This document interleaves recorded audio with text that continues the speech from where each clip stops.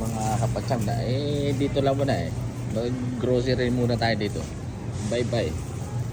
Kaya pwede rin pinya, kaya ito new, marami rin saging dito, saging. Pero gahanap ako ng tomato kasi ito mga ano to kaya ito taro, mga luya nila dito. Kaya ito sibuyas pa, kaya sibuyas 139 lang yun, isang piraso. So sili,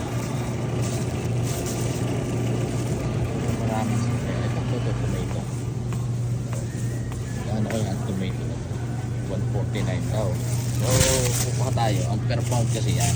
So hindi naman natin kailangan kasi bumili kami salted egg kailangan lang natin ng ilang piraso. So pili-pili ka kasi may malalambot kaya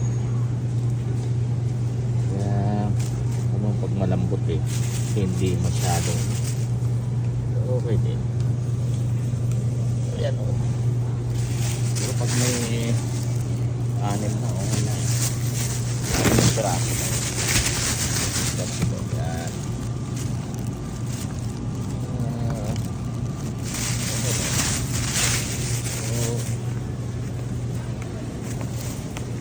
tanong dito nililitan pa pero mahal pero masarap ito.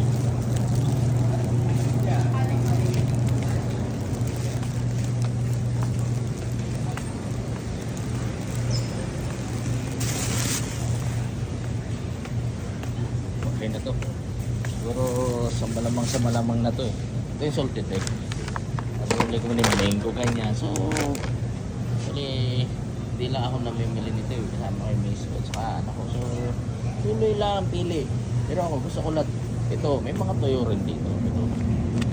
Pero ulam ko na to ganyan marami. So that's all po na mga kapatsyam. At talaga namang pagka umikot ka din dire-diretso lang gastos mo So always give thanks to God because He is the source of all blessings. So in our continuous gift, life and everything is from God. Amen. Thank you.